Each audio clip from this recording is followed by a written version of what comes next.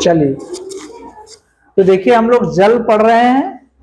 तो जल में आज हम देखेंगे जल की अभिक्रिया। जल की अभिक्रिया यानी रिएक्शन ऑफ वाटर, यानी पानी जो है अभिक्रिया करता है किसी से तो क्या बनता है। पानी जब अपघटित होता है तो क्या बनता है, यानी पानी को हम तोड़ देंगे तो क्या क्या बनेगा। ठीक है, पानी कैसे बनता है ये सब चीज हम देखेंगे। जैसे हाइड्रोजन गैस और ऑक्सीजन गैस जब आपस में मिलती हैं तो किसका निर्माण होता है, पानी का।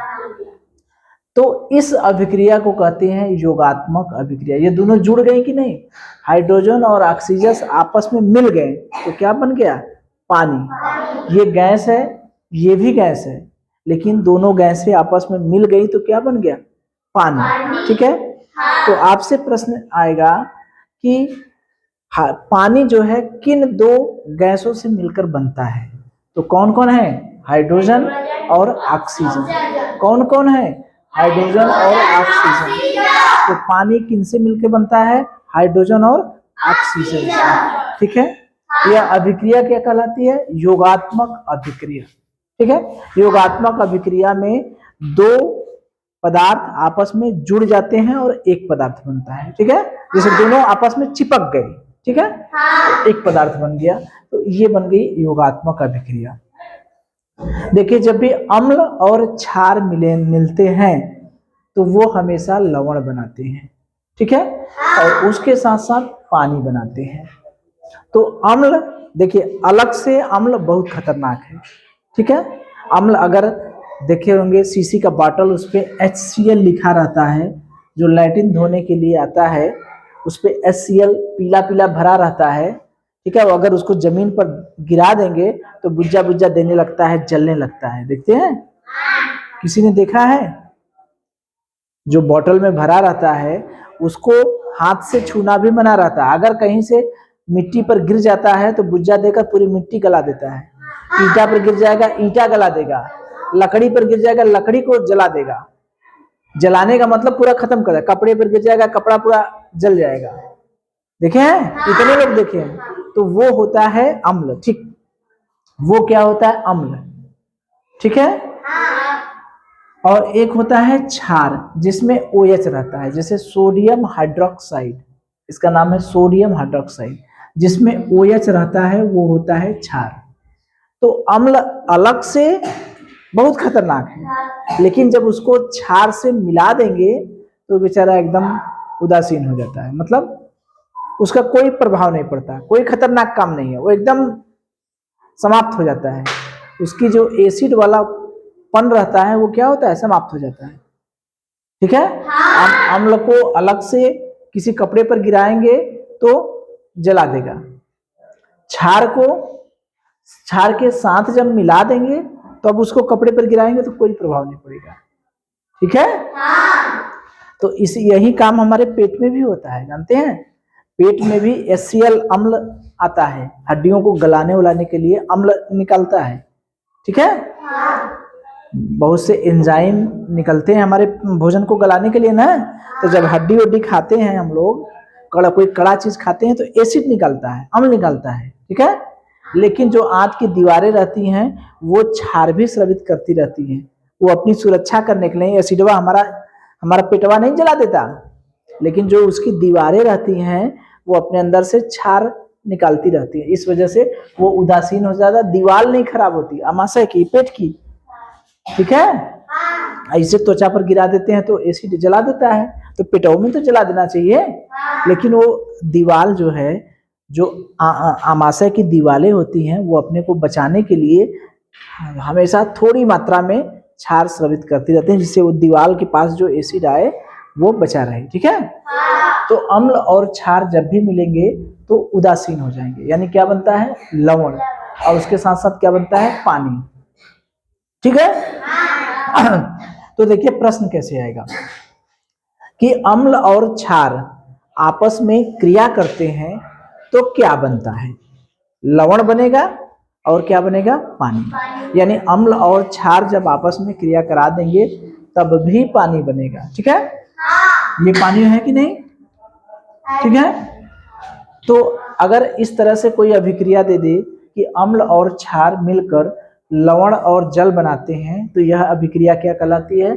उदासीनीकरण। क्या कहलाती है? उदासीनीकरण, न्यूट्रलाइजेशन, उदासीनीकरण अभिक्रिया। यानी अम्ल और क्षार को आपस में मिला देंगे तब लवण बनता है और जल बनता है, वो अभिक्रिया क्या कहलाती है? उदासीनीकरण। ठीक है, जैसे HCl और NaOH, ये क्या है? अम्ल है, ये क्या है? क्षार। हाइड्रोक्लोरिक अम्ल और सोडियम हाइड्रोक्साइड, ये दोनों मिलेंगे तो सोडियम क्लोराइड और जल बनेगा, यानी नमक बनेगा और पानी बनेगा। ठीक है, अब देखिए, अगर हम लोग पानी का विद्युत अपघटन करते हैं, विद्युत अपघटन मतलब वो विद्युत धारा प्रवाहित करके उसको अपघटित किया जाता है, एक तरफ धन रहता है, एक तरफ ऋण रहता है। कैथोड और एनोड, अभी हम लोग कल देखे थे, एनोड माने होता है धन, कैथोड माने क्या होता है? ऋण।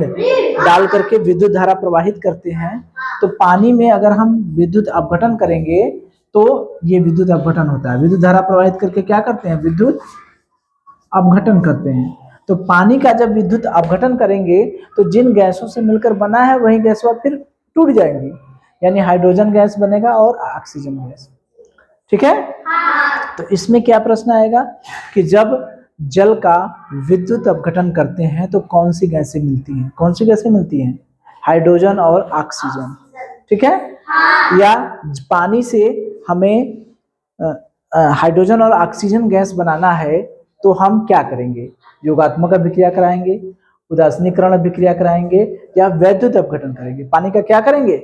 वैद्युत अपघटन करेंगे। ठीक है, तो देखिए, हाइड्रोजन और ऑक्सीजन मिलेंगे तो क्या बनेगा? पानी बनेगा। अम्ल और क्षार मिलेंगे तो क्या बनेगा? लवण और जल बनेगा। ठीक है, अब पानी का विद्युत अपघटन करेंगे तो कौन सी गैस बनेगी? हाइड्रोजन और ऑक्सीजन। ठीक है, चलिए देखिए, जितनी भी धातु होती हैं, ठीक है, जैसे सोडियम धातु है, पोटेशियम धातु है, एल्यूमिनियम धातु है, ये जो धातु है अगर वो पानी से क्रिया करता है तो क्या बनाती है? Hydrogen gas. कौन सी गैस? Hydrogen gas. तो प्रश्न आपसे आएगा कि सोडियम धातु जब जल से क्रिया करता है तो कौन सी गैस बाहर निकलती है? कौन सी गैस बाहर निकलती है? Hydrogen gas. ठीक है, सोडियम का जब गुण पढ़ेंगे तो सोडियम इतना खतरनाक होता है, समझ रहे हैं? जैसे ओझा ओझा जो है नारियल के ऊपर, ठीक है, यही सोडियम पोत देते हैं। ठीक है, उस पर पानी छिड़केंगे तो आगे पकड़ लेगा, तो कहें अपना जादू टोना दिखाते हैं, देखे हैं कहीं? नारियल पर पानी छिड़केंगे आगे पकड़ लेगा, तो यही सोडियम रहता है। सोडियम बहुत तेज पानी से क्रिया करता है।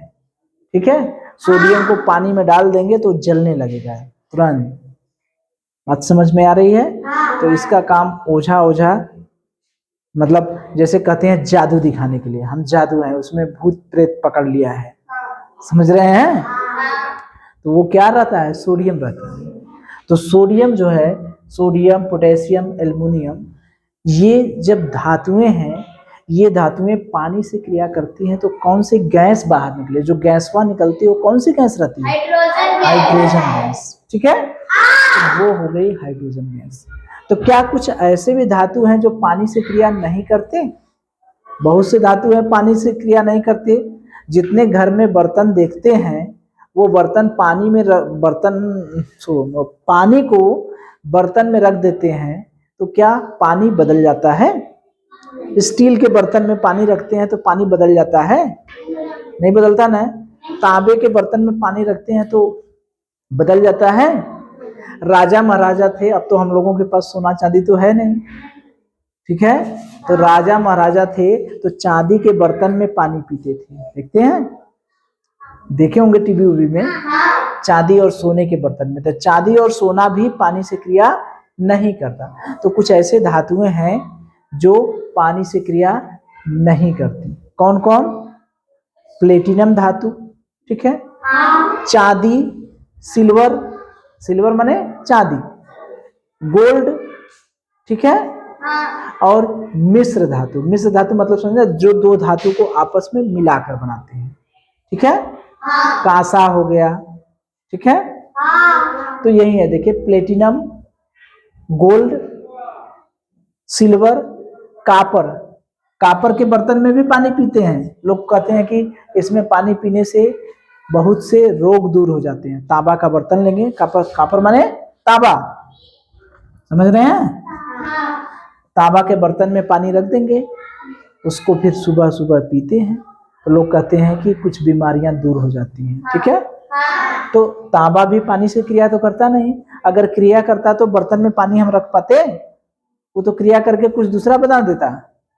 तो इसीलिए प्लेटिनम, गोल्ड, सिल्वर, कापर ये सब जो है पानी से क्रिया नहीं करते हैं। उसके साथ साथ कुछ मिश्र धातुएं जैसे ब्रांस, कांसा और स्टील, और भी जितने बर्तन वर्तन बनाए जाते हैं जिसमें पानी वानी रखे जाते हैं, वो सब पानी से क्रिया नहीं करते, ठीक है।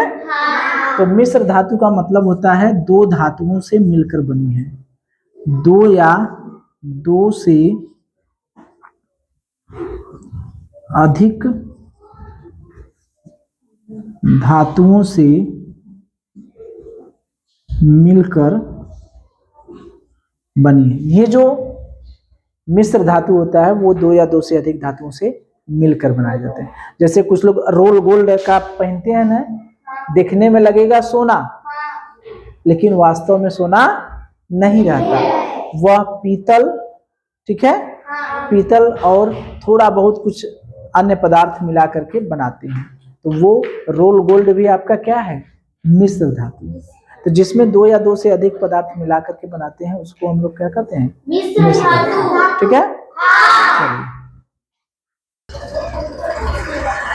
देखिए, तो जितने भी गैसें हैं, ज्यादातर गैसें जो है वो पानी से क्रिया करती हैं तो अम्ल बनाती हैं, ठीक है। ज्यादातर जो गैसें हैं वो पानी से क्रिया करती हैं तो क्या बनाती हैं, अम्ल बनाती हैं। ये बड़ा काम का है कि गैसें जो है अम्ल से क्रिया करती हैं तो क्या बनाती हैं, सॉरी, गैसें जो हैं जल से क्रिया करती हैं तो क्या बनाती हैं, अम्ल बनाती हैं, ठीक है। अम्ल क्या होता है, पीएच के हिसाब से देखें तो अम्ल का पीएच 7 से कम होता है, 7 से कम होता है, ठीक है। क्षार का पीएच 7 से ज्यादा होता है, अब पानी का पीएच 7 के बराबर होता है। तो 7 के बराबर है तो पानी है, ठीक है। 7 से कम है तो क्या है, अम्ल है पीएच, और 7 से ज्यादा है तो क्या है, क्षार है। जैसे देखिए कार्बन डाइऑक्साइड, इस गैस का नाम जान रहे हैं, कार्बन डाई ऑक्साइड। ये कार्बन डाइऑक्साइड जब पानी से क्रिया करता है तो H2CO3 कार्बोनिक अम्ल, ये अम्ल है ना, तो यही कार्बोनिक अम्ल बनाता है, ठीक है, कार्बोनिक अम्ल। ये है sulphur try oxide. Sulphur try oxide जब पानी से क्रिया करता है तो सल्फ्यूरिक अम्ल बनाता है, H2SO4, H2SO4, यानी सल्फर ट्राई ऑक्साइड, ट्राई माने तीन ठो ऑक्सीजन है तो ट्राई, एक रहता है तो मोनो, दो रहता है तो डाई, तीन रहता है तो ट्राई, ठीक है। ये केमिस्ट्री की भाषा है। ये नाइट्रोजन डाइऑक्साइड, ये क्या है, नाइट्रोजन डाइऑक्साइड, ठीक है। तो जल से क्रिया करता है तो नाइट्रिक अम्ल बनाता है, क्या बनाता है, नाइट्रिक अम्ल बनाता है। यानी SO3 जल से क्रिया करता है तो H2SO4 बनाता है यानी सल्फ्यूरिक अम्ल बनाता है, और NO2 जल से क्रिया करता है तो HNO3 बनाता है, नाइट्रिक अम्ल बनाता है।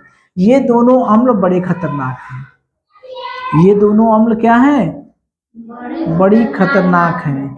जो अम्ल वर्षा होती है, अम्ल वर्षा होती है, देखते होंगे कहा जाता है कि जब पहली बारिश होती है तो उसमें नहीं भीगना चाहिए।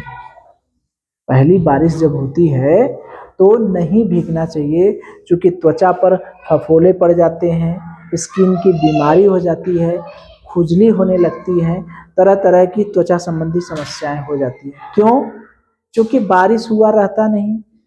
जो गैसें तो बहुत सी वायुमंडल में हैं, उसमें SO3 भी है, NO2 भी है।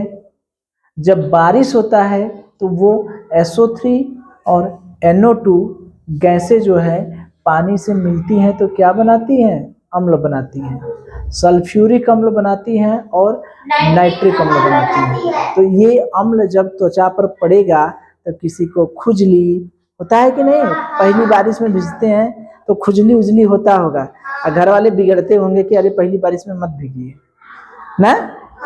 इसी की वजह से जो फैक्ट्री से जो धुआं निकलता है, फैक्ट्री में SO3 NO2 धुएं के रूप में निकलता है। अगल बगल जहाँ फैक्ट्रियां हैं, ठीक है। आगरा देखे हैं, आगरा का ताजमहल देखे हैं? आगरा का ताजमहल तो सबने देखा होगा। अरे हम लगे से थोड़ा कर रहे हैं, टीवी में देखे होंगे, फोटो में देखे होंगे, अभी थोड़ा कर रहे हैं कि ताजमहल के ऊपर चढ़ के देखना है। हाँ ताजमहल है ना? देखिए यहाँ भी है ताजमहल, है ना? आगरा का है, देखिए है ना? तो ये हो गया अपना आगरा का ताज, ठीक है। तो ये जो आगरा का ताज है, इसके अगल बगल जो फैक्ट्रियां हैं, ठीक है, इसके अगल बगल जो फैक्ट्रियां लगी हैं, उन फैक्ट्रियों से निकलने वाला SO3 और NO2, इसके साथ साथ और भी गैसें निकलती हैं। तो जब बारिश होती है तो वो बारिश के साथ जब अम्ल वर्षा होती है, वही मतलब H2SO4 और नाइट्रिक अम्ल उस पानी में मिला रहता है, वो जो है ताजमहल की दीवारों पर गिरती हैं, तो वो ताजमहल की दीवारों को नुकसान पहुंचाती हैं, पीला हो कर देती हैं, उसमें गड्ढा उत्पन्न हो जाता है, यानी उसकी चमक क्या है? खराब हो जाती है। इस वजह से आगरा के आसपास की फैक्ट्रियों को सरकार ने क्या किया है? बंद कर दिया है, ठीक है, जिससे ताजमहल की खूबसूरती हमारी क्या रहे? बरकरार रहे। तो ये अम्ल वर्षा बहुत खतरनाक चीज है, ठीक है। याद रहेगा अम्ल वर्षा किन दो अम्लों, कौन कौन से दो अम्ल रहते हैं अम्ल वर्षा में? सल्फ्यूरिक अम्ल और नाइट्रिक अम्ल। किन दो गैसों के कारण होता है? SO3 और NO2। यही जो पानी से जब मिल जाते हैं तो अम्ल बना देते हैं। तो अम्ल जब हमारे शरीर पर गिरेगा तो जाने रहे हैं क्या होगा? त्वचा संबंधी फफोले, फोड़ा, फुंसी, फलनवा ढिकनवा, ये सब होता है, ठीक है। चलिए।